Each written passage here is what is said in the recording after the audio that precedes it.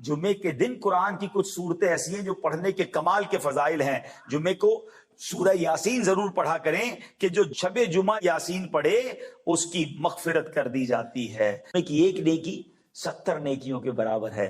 اللہ کرے یہ ذہن بن جائے کہ جمعے کو میری نماز جمعہ کے علاوہ 1-1.5 گھنٹہ میرا مخصوص ہے جس میں یہ سارے وظائف میں نے پڑھنے ہیں. سورہ کہف پڑھوں, سورہ الدخان پڑھوں, سورہ یاسین پڑھوں, سورہ سبحان اللہ واقعہ پڑھ لوں تاکہ یہ برکتیں مجھے مل جائیں, اور کم از کم 313 بار درود پاک پڑھ لوں. اللہ اکبر. میرے آقا فرماتے ہیں صلاتکم علیہ محرزۃ لدعائکم ومردات لربکم وزکاۃ لاعمالکم.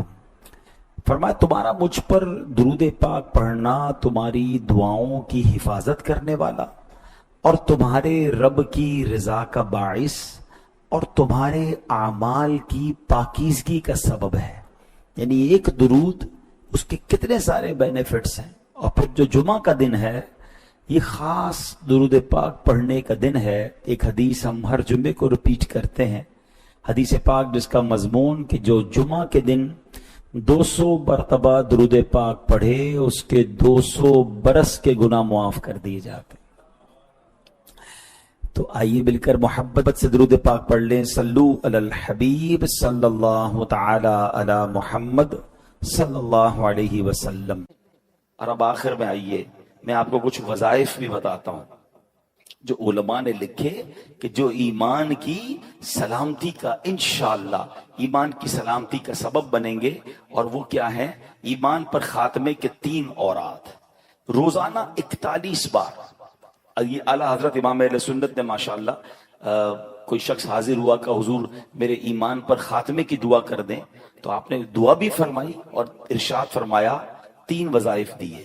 41 ٹائم روزانہ صبح کو یا حیو یا قیوم لا الہ الا انت اول آخر درود شریف, اور 41 ٹائم ایک بار مل کر پڑھ لیں. یا حیو یا قیوم لا الہ الا انت. سوتے وقت اپنے سب اورات کے بعد جب سارے آپ ورد پڑھ لیں, وظائف پڑھ لیں, سورہ کافرون پڑھ لیا کریں اور انشاءاللہ اس کے بعد کوئی گفتگو نہ کریں.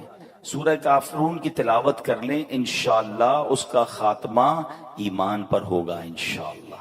اچھا, پھر 3 بار صبح و شام ایک اور دعا ہے جس کا ورد کرنا ہے. اللہم انا نعوذ بک من ان نشرک بک شیئا نعلمہ ونستغفرک لما لا نعلم.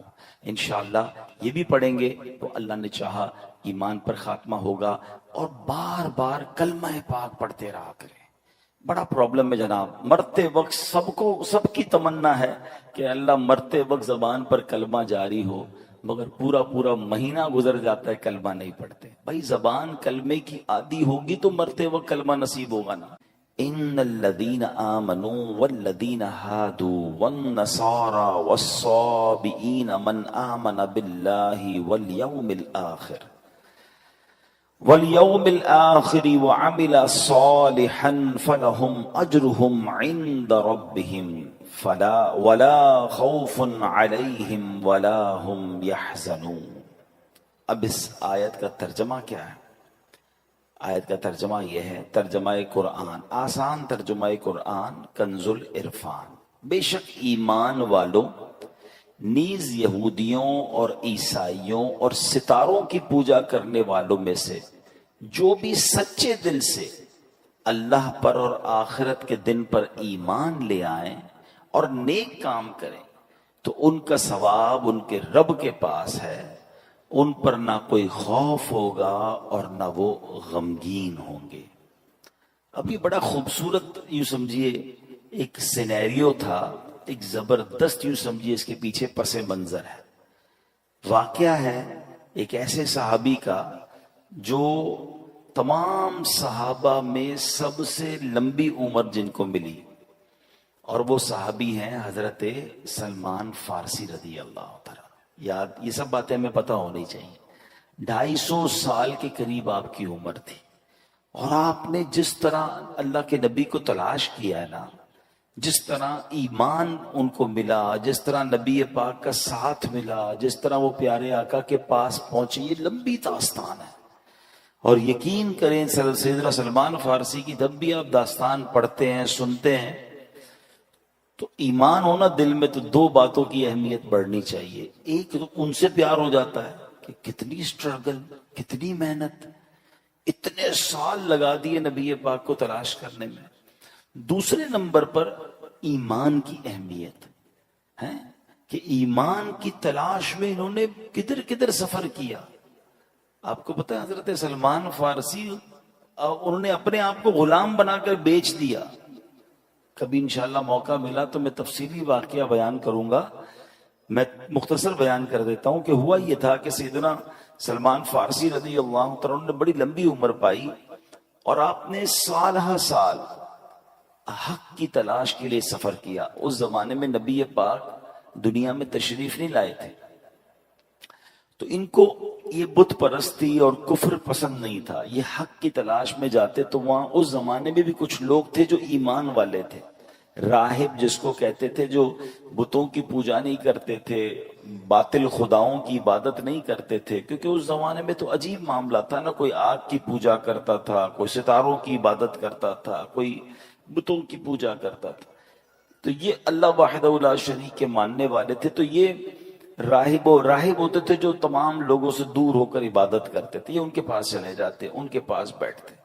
جب اس کے انتقال کا وقت قریب آتا کہتے اب بتاؤ کس کے پاس جاؤں، وہ کسی اور راہب کے پاس بھیج دیتے۔ ان کے انتقال کا وقت آتا وہ کسی اور راہب کے پاس بھیج دیتے۔ اب آخری جو راہب تھا نا، جب اس کے انتقال کا وقت آیا تو آپ نے کہا اب میں کدھر جاؤں؟ تو اس راہب نے کہا کہ اب میں دنیا میں کسی اور کو تو نہیں پاتا، ہاں اب آخری نبی کے مبعوث ہونے کا وقت ہونے والا ہے، تم ایسا کرو کہ ان کے پاس جاؤ اور ان پر ایمان لانا، ان کی خدمت میں چلے جانا۔ کچھ نشانیاں بتائی گئی کہ وہ کہاں ہوں گے، تو پتہ چلا وہ مدینہ منورہ میں ہجرت کر کے آئیں گے۔ پیسے تھے نہیں مدینے جانے کے لیے، تو انہوں نے کیا کیا، سفر کرتے کرتے کرتے پتہ چلا کہ ایک قافلہ مدینے جا رہا ہے۔ قافلے والوں کو کہا مجھے مدینے لے جاؤ، کہا پیسے نہیں ہیں، ایسا کرو مجھے غلام بنا لو، میں تمہاری خدمت کرتا رہوں گا، مجھے اس بستی میں لے جاؤ۔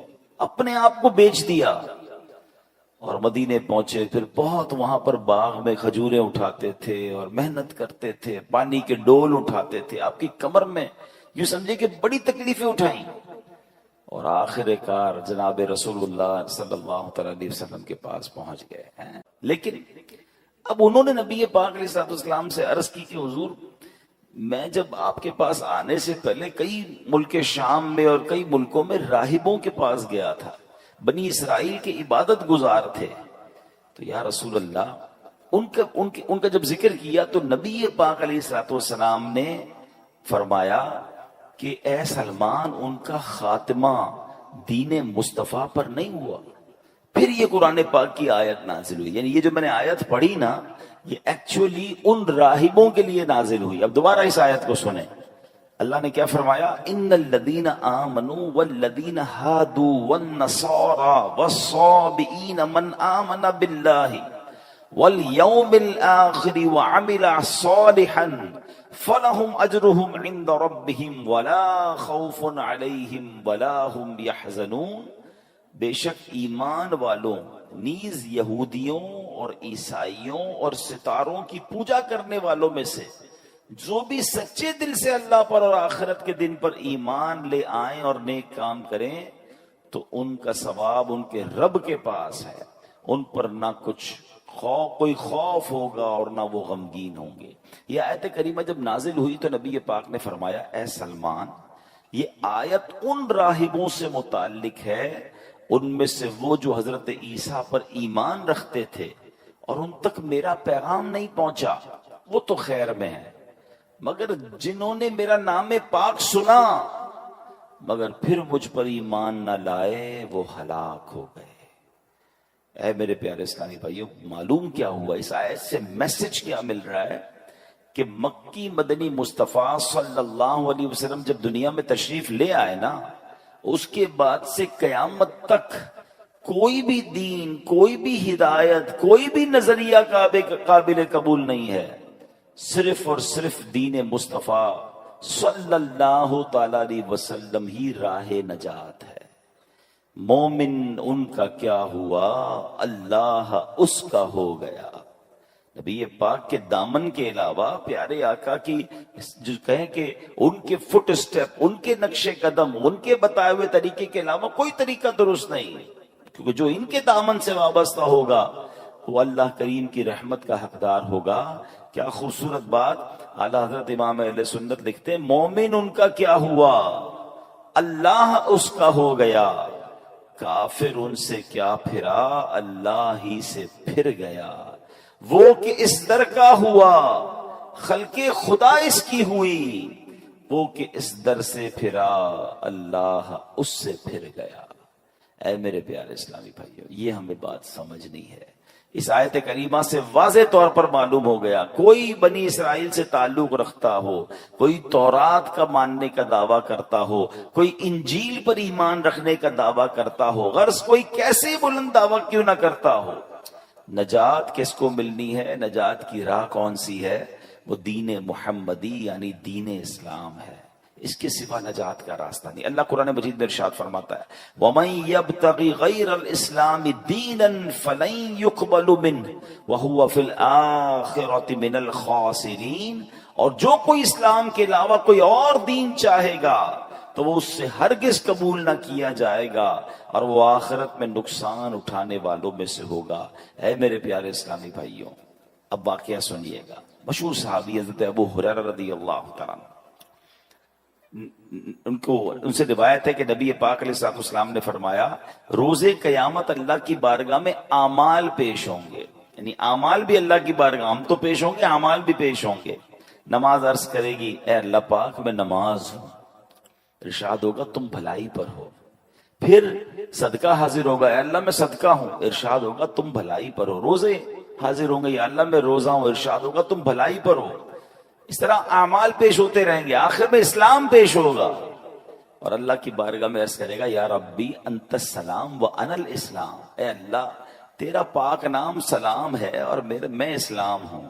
ارشاد فرمائے گا انک علی خیر بک الیوم آخذ و بک اعطی، بے شک تو بھلائی پر ہے اے اسلام، آج جس کی بھی پکڑ ہوگی تیری ہی سبب سے ہوگی، یعنی جس نے تیرا انکار کیا ہوگا اس کی پکڑ ہوگی، اور جس کو جو عطا ہوگا وہ تیری ہی بدولت ہوگا۔ اس کا مطلب جس نے اسلام تھاما ہوگا وہ بخشا جائے گا، اور جو اسلام کا انکاری ہوگا وہ قیامت کے دن مارا جائے گا، پکڑا جائے گا۔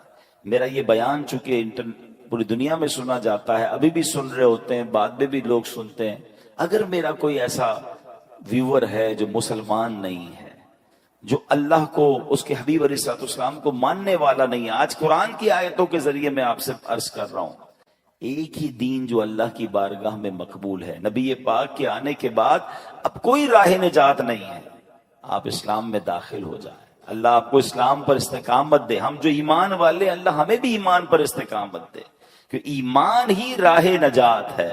اب ذرا سنیے گا، کچھ لوگ آج بھی، اب اصل پرابلم یہ کہ علم تو ہے نہیں، سب دیکھنا ہے، سب پڑھنا ہے، سب کی جناب اندر جانا ہے، یہ ہمارا کام نہیں ہے۔ حضرت موسیٰ علیہ السلام پر کون سی کتاب نازل ہوئی تھی؟ تورات شریف، ٹھیک ہے۔ کس کی بات کر رہا ہوں؟ حضرت فاروق اعظم، حضرت عمر فاروق، کیسی ہستی ہیں جن کے بارے میں نبی پاک فرماتے میرے بعد اگر کوئی نبی ہوتا تو عمر ہوتا۔ ان کا واقعہ سنیے۔ ایک بار نبی پاک کا دربار تھا، حضرت عمر آئے، ہاتھ میں تورات شریف تھی۔ حضرت عمر نے نبی پاک کے پاس بیٹھ کر تورات پڑھنا شروع کر دی۔ توجہ پیارے آقا علیہ الصلوۃ والسلام کی طرف نہیں گئی، بلکہ تورات پڑھنا شروع کر۔ جیسے جیسے آپ تورات پڑھتے جاتے تھے نا، میرے آقا کے چہرے کا رنگ بدلتا گیا، جلال شریف، نبی پاک کے چہرے پر جلال کی وجہ سے رنگ بدلتا گیا۔ حضرت ابوبکر صدیق نے حضرت عمر کو روکا، اے عمر نبی پاک کا چہرہ تو دیکھو، پیارے آقا کے چہرے کو تو دیکھو۔ حضرت عمر نے جیسے نبی پاک کے چہرے کی طرف دیکھا تو جلال کی کیفیت، فوراً تورات شریف بند کیا، نبی پاک سے معافی کے طلبگار ہوئے۔ اب سنو اللہ کے حبیب علیہ الصلوۃ والسلام نے کیا فرمایا، فرمایا اس ذات کی قسم جس کے قبضہ قدرت میں میری جان ہے، اگر حضرت موسیٰ بھی خود ظاہری زندگی کے ساتھ دوبارہ دنیا میں تشریف لے آئیں، تم مجھے چھوڑ کر ان کی پیروی کرو گے تو سیدھے راستے سے بھٹک جاؤ گے۔ اگر اب حضرت موسیٰ ظاہری زندگی کے طور پر واپس آ جائیں تو وہ بھی ضرور میری ہی پیروی اختیار کریں گے۔ یہ کیسا پیغام ہے، یہ کیسا میسج تھا، اللہ اکبر! کیا خوبصورت بات اعلیٰ حضرت لکھتے ہیں نا، خلق سے اولیاء، اولیاء سے رسول، اور رسولوں سے اعلیٰ ہمارا نبی، ملک کونین میں انبیاء تاجدار، تاجداروں کا آقا ہمارا نبی۔ اب اس واقعے سے مجھے اور آپ کو کیا سیکھنا ہے؟ تورات شریف تو آسمانی کتاب ہے نا، ایک عرصے تک تو معیار ہدایت یہی کتاب رہی، صدیوں تک اس پر عمل کرنے والے نجات پاتے رہے۔ وہ بلند شان والی کتاب ہے جس پر عمل کر کے اونچے مقامات لوگ پایا کرتے تھے، جس پر عمل کی برکت سے بنی اسرائیل فتح پاتے تھے، اللہ پاک کی رحمتوں کے حقدار بنتے تھے۔ تو جس تورات کو پڑھنا بھی ثواب تھا، جس کو دیکھنا بھی ثواب تھا، مگر جب نبی پاک تشریف لے آئے، محبوب ذیشان صلی اللہ علیہ وسلم تشریف لے آئے، پھر کیا ہوا؟ آپ نے اعلان نبوت فرما دیا۔ اب تورات راہ نجات نہ رہی، اس پر عمل منسوخ ہو گیا۔ اب غور کریں، جب پچھلی آسمانی کتابوں کے بارے میں یہ اصول ہے، یہ حکم ہے، تو اب جو نئے نئے فتنے اٹھ رہے ہیں، نئے نئے طریقے ایجاد ہو رہے ہیں، نئے نئے فارمولے لوگ لے کر آ رہے ہیں، ذرا غور کیجئے وہ کیسے راہ نجات ہو سکتے ہیں، وہ کیسے ہدایت کے راستے ہو سکتے ہیں۔ آج لوگ کہتے ہیں میں سب کو سنتا ہوں، میں ذرا غیر مسلموں کے بھی کلپس دیکھ لیتا ہوں، میں ذرا بد مذہبوں کی باتیں بھی سنتا ہوں، میں ان کے دلائل بھی پڑھتا ہوں، اپنا قرآن پڑھا نہیں ہے، اپنے دین کے بارے میں کچھ پتا نہیں ہے، اور ان لوگوں کی باتیں سننی ہے۔ مجھے بتاؤ ہم سے کتنا زیادہ حضرت عمر کا علم ہوگا؟ حضرت عمر کو تورات پڑھنے سے نبی پاک نے روک دیا، جو کہ آسمانی کتاب ہے، اور ہم جناب جن کے پاس علم نام کی کوئی چیز نہیں، اپنے دین کے بارے میں مضبوطی نہیں، اور غیر مسلموں کی باتیں سنیں گے، بد مذہبوں کی باتیں۔ کوئی بات دل میں بیٹھ گئی تو ایک بات یاد رکھیے گا، یہ ضرور اللہ کا مجھ پر اور آپ پر احسان ہے کہ ہمیں بن مانگے ایمان دیا ہے، ہم نے اسٹرگل نہیں کی۔ حضرت سلمان فارسی کو دیکھو یار، میں نے آپ کو بہت شارٹ پہ واقعہ سنا، میں واقعہ پورا سناؤں رونے لگ جاؤ گے، کہ اس اللہ کے بندے نے ایمان حاصل کرنے کے لیے، نبی پاک کو تلاش کرنے کے لیے کیا کیا کیا، اپنا آپ بیچ دیا۔ میں نے اور آپ نے کیا کیا؟ ہم تو پیدا ہی مسلمان گھرانے میں ہوئے، بغیر مانگے۔ اللہ نے کتنی بڑی مہربانی کی، پیدا ہوتے ہی سب سے پہلی آواز کیا سنی ہمارے کانوں نے؟ اللہ اکبر، اللہ اکبر۔ میرے ماں باپ مسلمان، میرے گھر میں اسلام۔ اللہ، کبھی سوچو اگر میں اور آپ کسی اور غیر مسلم خاندان میں پیدا ہو جاتے تو کدھر جاتے؟ ایمان کی فکر کرنی ہے، ایمان کی حفاظت کی دعائیں کرنی ہے۔ پوری دنیا میں آج کہا جاتا ہے کہ سب سے زیادہ جو موسٹ گروئنگ ریلیجن ہے نا، سب سے زیادہ پھیلنے والا مذہب اسلام ہے۔ بہت اچھی بات ہے، مگر مسلمان بھی غیر مسلم ہوتے ہیں، اس کی بھی ہمیں فکر کرنی ہے، دعائیں کرنی ہیں۔ تو یہ کیسے ہو سکتا ہے؟ جب آپ سب کی سنیں گے، آپ غیر مسلموں کو بھی سنیں گے، آپ بد مذہبوں کو بھی سنیں گے، آپ ان سے دوستیاں لگائیں گے، کیا پتا ان کی کون سی بات۔ اب تو سنا ہے، پتہ نہیں، میں مذہبوں کے نام نہیں لیتا، مگر مختلف تہواروں میں مسلمانوں کے بچے جا رہے ہیں، آپس میں تحفے دیے جاتے ہیں۔ بھئی تحفہ کیوں آیا؟ تو فلاں مذہب والوں کی عید ہے، فلاں مذہب والوں کا تہوار ہے۔ ہم مسلمان کلمہ پڑھنے والے، جو بندہ میرے رب کو نہ مانے، میرے نبی کو نہ مانے، میں ان کے تہواروں میں کیسے شرکت کر سکتا ہوں؟ اپنے ایمان کو مضبوط رکھو، ورنہ یہی ایمان کے ضائع ہونے کا سبب ہے۔ میں آخر میں بتاؤں گا، علماء نے کچھ اسباب بھی لکھے ہیں جس کی وجہ سے ایمان ضائع ہو سکتا ہے، مگر ایمان کتنی بڑی نعمت ہے، اللہ اکبر۔ ایک بزرگ ہیں حضرت ابراہیم آجری رحمت اللہ تعالی، ایک دن آپ تندور جلا رہے تھے، اتنے میں بنی اسرائیل سے تعلق رکھنے والا ایک غیر مسلم وہاں آ گیا۔ آپ نے اسے اسلام کی دعوت دیتے ہوئے فرمایا، اسلم فلا تدخل النار، یعنی مسلمان ہو جا، جہنم کی آگ سے بچ جائے گا۔ دعوت دینے کا انداز دیکھیں. میں نے بھی ابھی تھوڑی دیر پہلے دعوت دی تھی, دوبارہ دعوت دیتا ہوں, اسی الفاظ کے ساتھ دعوت دیتا ہوں. بھائیوں جو غیر مسلم ہیں, مجھے لائیو سن رہے ہیں یا بعد میں ویڈیو میں سنیں, آ جاؤ, ایمان لے آؤ, انشاءاللہ جہنم کی آگ سے بچ جاؤ گے.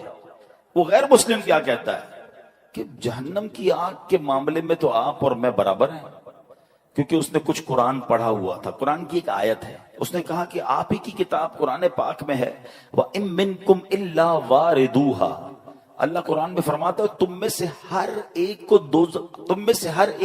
دوزخ پر سے گزرنے والا ہے. تو پتہ چلا جہنم میں تو آپ بھی جائیں گے, میں بھی جاؤں گا, ہم دونوں ہی برابر ہیں. آپ کہتے ہو جہنم سے بچ جاؤ گے. اچھا, اب یہ آیت کس چیز کے لیے ہے؟ اس آیت کا مطلب یہ ہے کہ پل صراط کے جو پل صراط ہے نا, وہ تلوار سے زیادہ تیز ہے, بال سے زیادہ باریک ہے, اور وہ جہنم کے اوپر بنا ہوا ہے. ہر بندہ گزرے گا, مسلمان بھی گزرے گا, غیر مسلم بھی گزرے گا.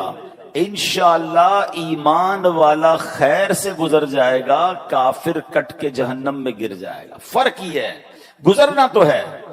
اب ان بزرگ نے جب یہ آیت سنی نا, اللہ والے تھے, ایمان والے تھے, انہوں نے کہا اچھا ایسا کرو, ذرا اپنی چادر دو.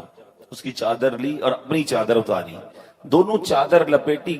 گھر میں ایک تندور تھا, آگ جل رہی تھی, آپ نے وہ چادر اس میں دونوں ڈال دی. تھوڑی دیر بعد خود تندور کے اندر اترے اور چادر باہر نکالی, دونوں چادریں لپٹی ہوئی تھیں. غیر مسلم کی چادر جل کر راکھ ہو گئی, ان کی چادر ویسی سلامت. خود تندور میں اترے, واپس آئے, آگ نے اثر نہیں کیا. کہ یہ فرق ہے, آگ میں غیر ایمان مسلمان بھی جائے گا, ایمان والا بھی جائے گا. انشاءاللہ جہنم کی آگ ایمان والے کو کچھ نہیں کہے گی. یہ دیکھنا تھا, وہ غیر مسلم کلمہ پڑھ کر مسلمان ہو گیا. تو یہ فرق ہے. ایمان ہوا انشاءاللہ, انشاءاللہ ایمان سلامت لے کر جانا ہے نا. اچھا, یہی بات اللہ نے قرآن میں فرمائی. Try to understand. جب ہم اس طرح کی باتیں کرتے ہیں نا, تو لوگ کہتے ہیں یار یہ پتہ نہیں کیسے کہہ رہے ہیں ایمان جا سکتا ہے, اللہ نے مسلمان بنا دیا, اب تو گارنٹی ایمان والے ہو گئے. نہیں, اللہ کے نبی کی دعائیں ہیں. پیارے آقا دعا کیا کرتے, یا مقلب القلوب ثبت قلبی علی دینک. کیا مطلب ہوا اس کا؟ دلوں کو پھیرنے والے, میرے دل کو اپنے دین پر ثابت قدمی عطا فرما. کون دعا کر رہا ہے؟ جس کے صدقے ایمان ملا ہے. پڑھتے ہو نا نعت میں شعر, تیرے صدقے میں آقا سارے جہاں کو دین ملا. وہ دعا کر رہے ہیں ہماری تربیت کے لیے کہ دل بدلتا ہے. اے اللہ دل سلامت رکھیو, ایمان لے کر جانا ہے. اچھا, قرآن میں رب نے فرمایا نا, یا ایھا الذین آمنوا اتقوا اللہ حق تقاتہ ولا تموتن الا وانتم مسلمون. اے ایمان والو, اللہ سے ڈرو جیسا ڈرنے کا حق ہے, اور نہیں مرنا مگر مسلمان. یعنی ایمان لے کر مرنا, کہیں غیر مسلم مت مر جانا. قرآن کا یہ پیغام بتا رہا ہے کہ ایمان والا بھی بے ایمان ہو سکتا ہے, ایمان والے کا بھی ایمان چھن سکتا ہے. پردے کی کوئی ضرورت نہیں ہے. عورت کو جناب کس نے کہا؟ بھائی قرآن نے کہا پردہ ہونا چاہیے, نبی پاک نے کہا پردہ ہونا چاہیے. لوگ کہہ رہے نہیں, عورت کی آزادی, میرا جسم میری مرضی. یہ کیا ہے؟ یہ آہستہ آہستہ. ہم نہیں کہتے عورتوں کے ساتھ ظلم. اسلام جتنا عورتوں کے حقوق بیان کرتا ہے, دنیا میں کون بیان کرتا ہے؟ ماں کے قدموں تلے جنت ہے. بہن کے حقوق بیان کیے, بیوی کے حقوق بیان کیے, بلکہ نبی پاک نے تو یہاں تک فرمایا تم میں بہترین وہ ہے جو اپنی گھر کی عورتوں کے ساتھ بہترین ہے. اس سے زیادہ کون سا مذہب عورتوں کے حقوق بیان کرتا ہے؟ کہ ہمیں کہتے ہیں عورتوں کے ساتھ اچھے سلوک کرنا ہے, اسلام سکھاتا ہے. مگر یہاں یہ پرابلم نہیں ہے. یہاں ایکچولی آہستہ آہستہ اسلام دل سے نکالنا ہے, قرآن دل سے نکالنا ہے, حدیث. یہ ایک بات نہیں ہے, ایسی بہت ساری باتیں آئیں گی, آپ پڑھتے جائیں. یا کچھ آتے ہیں دانشور کے نام پر جو ٹی وی پہ آئیں گے, سوشل میڈیا پہ آئیں گے, اور آپ کو سمجھائیں گے کہ قرآن کی یہ بات ٹھیک نہیں ہے, اس پہ عمل نہیں کرنا چاہیے, اس کا مطلب تو کچھ اور ہے. یہ پلاننگز ہیں. اور قرآن نے کیا کہا کہ اللہ اور اس کے رسول کے پر جو ایمان لائے گا, اللہ پر جو ایمان لائے گا وہی نجات پانا ہے, اس کے علاوہ نجات نہیں ہے. اے میرے پیارے اسلامی بھائیوں, اگر ہمیں بچنا ہے جہنم کی آگ سے, ہمیں بچنا ہے آخرت کے عذاب سے, تو اپنے ایمان کی حفاظت کرنی ہے۔ ایک بار نبی پاک علیہ الصلوۃ والسلام، دیکھیں پیارے آقا کی کیا شان، اس زمانے میں نبی پاک نے سمجھایا، ایسا لگتا ہے یہ آج کے لیے کیسی پیاری بات ہے۔ پیارے آقا نے ایک سیدھی لکیر کھینچی، پھر ایک رائٹ سائڈ پہ لکیر کھینچی، اور پھر لیفٹ سائڈ پہ خط لکیریں بنائی، اور پھر درمیان والی لکیر پر ہاتھ رکھ کر کیا فرمایا، دائیں بائیں والی لکیروں پر فرمایا ہذہ سبل الشیطان، یہ شیطان کے راستے ہیں، اور درمیان والی لکیر پر فرمایا وَأَنَّ هَذِهِ صِرَاطِي مُسْتَقِيمًا فَاتَّبِعُوهُ، اور یہ کہ یہ میرا سیدھا راستہ ہے تو اس پر چلو۔ قرآن کی آیت تلاوت کر کے سمجھایا کہ سیدھا راستہ اللہ اور اس کے رسول کا راستہ ہے، دائیں بائیں یہ عجیب عجیب راستے آتے رہیں گے۔ میں انشاءاللہ آج آپ کو کچھ وظائف بھی بتا کر جاؤں گا، مگر ایک بڑا دل خراش واقعہ جس سے یہ احساس ہوگا کہ ایمان کیسے شیطان چھین لیتا ہے۔ امام ابو محمد رحمت اللہ تعالی علیہ فرماتے 3 عبادت گزار لوگ تھے، زاہد تھے، حج پر گئے، اور جاتے جاتے راستے میں غیر مسلموں کی بستی میں قیام کیا۔ اب ان تینوں میں سے ایک کی نظر ایک غیر مسلم لڑکی پر پڑی جو بڑی خوبصورت تھی، اس کی طرف اس کا دل مائل ہو گیا۔ پہلے کے زمانے میں قافلے اونٹوں پر گھوڑوں پر بہت لمبا سفر ہوتا تھا، اب صبح ہوئی تو سفر کا وقت ہے، اس نے کہا دونوں کو تم جاؤ میں ذرا پیچھے آتا ہوں۔ وہ دونوں تو حج پہ روانہ ہو گئے، یہ بندہ اسی بستی میں رک گیا، اس عورت کی طرف اس کا دل آ گیا، عورت سے اس نے بات کی کہ میں تم سے شادی کرنا چاہتا ہوں۔ تو عورت نے کہا کہ میرے والد سے بات کرو، والد کے پاس گیا، والد نے کہا اس کا مہر دو۔ کہا مہر کیا ہے؟ کہا مہر بہت بھاری ہے۔ کہا بتائیے میں مہر دے دوں گا۔ کہا مہر یہ ہے کہ تم غیر مسلم ہو جاؤ، تم اسلام چھوڑ دو۔ اس بدبخت نے اس لڑکی کے عشق کے چکر میں اپنا دین چھوڑ دیا، جو عبادت گزار تھا، حج کو جا رہا تھا۔ ٹرائی ٹو انڈرسٹینڈ کدھر جا کر ایمان گیا اس کا، حج کے راستے میں شیطان نے ایسا حملہ کیا کہ وہ غیر مسلم ہو گیا۔ اچھا وہ شادی بھی ہو گئی، اب وہ دوست حج کر کے واپس اسی راستے سے آئے کہ وہ دوست کدھر رہ گیا، حج پہ ہی نہیں آیا۔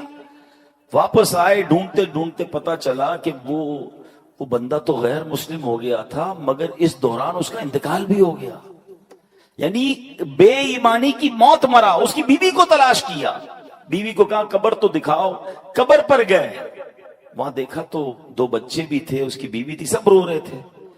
تو بیوی سے جب داستان سنی تو یہ بھی 2 دوست تھے، رونے لگے کہ ایسا ہو گیا، اس کا ایمان ہی چلا گیا، بے ایمان مر گیا۔ عورت نے پتہ کیا بتایا؟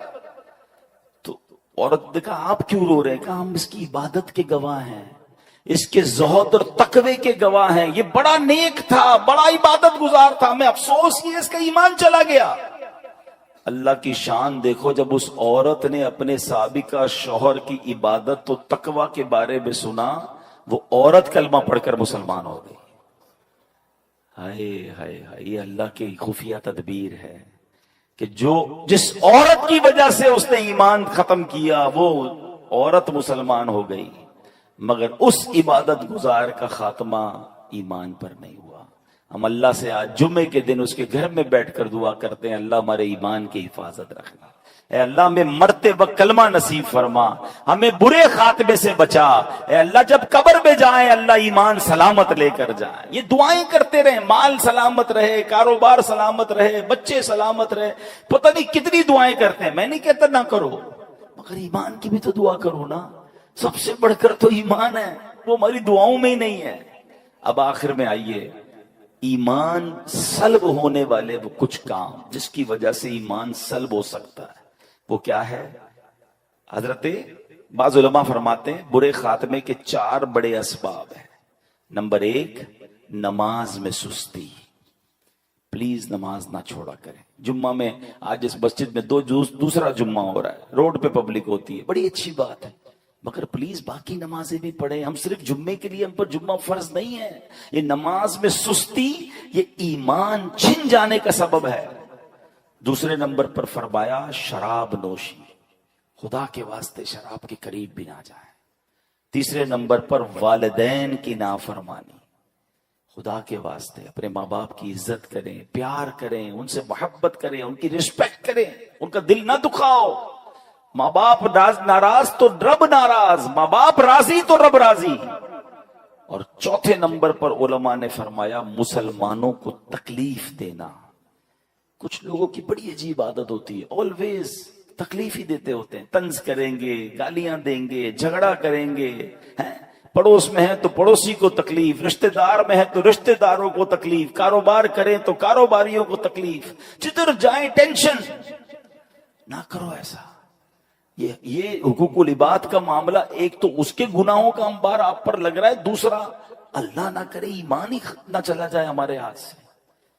امیر اہل سنت نے کچھ اور اسباب بھی لکھے، چغلی کھانا اور اسی طرح حسد کرنا. بد نگاہی بھی برے خاتمے کا سبب ہے. فرض ہونے کے باوجود حج نہ کرنا، یہ تو نبی پاک کی حدیث ہے نا کہ جو استطاعت کے باوجود حج نہ کرے. حدیث کا خلاصہ ہے مجھے کوئی پرواہ نہیں وہ یہودی ہو کر مرے یا نصرانی ہو کر مرے. کون کہہ رہا ہے؟ اللہ کے نبی فرما رہے ہیں حج فرض ہے پھر بھی حج نہیں کرتے. بس یار ذرا وہ بچی کی شادی کر لوں، ذرا گھر بنا لوں، ذرا کاروبار سیٹ کر لوں. خدا کے واسطے اگر آج مجھے کوئی ایسا میرا بھائی سن رہا ہے، میری کوئی ایسی بہن سن رہی ہے، لائیو سن رہے ہیں، اگر حج فرض ہے ابھی بھی دن ہے، فارم جمع ہو جائے گا. ابھی بھی جناب کسی گروپ والے سے رابطہ کریں، آپ کا فارم ہو جائے گا. فرض ادا کریں، حج فرض پورا کیے بغیر مر نہ جائیں. زندگی میں ایک ہی بار تو حج فرض ہے. اگر پیسے ہیں، استطاعت ہے، جو اس کی تفصیل ہے تو حج کر لیں.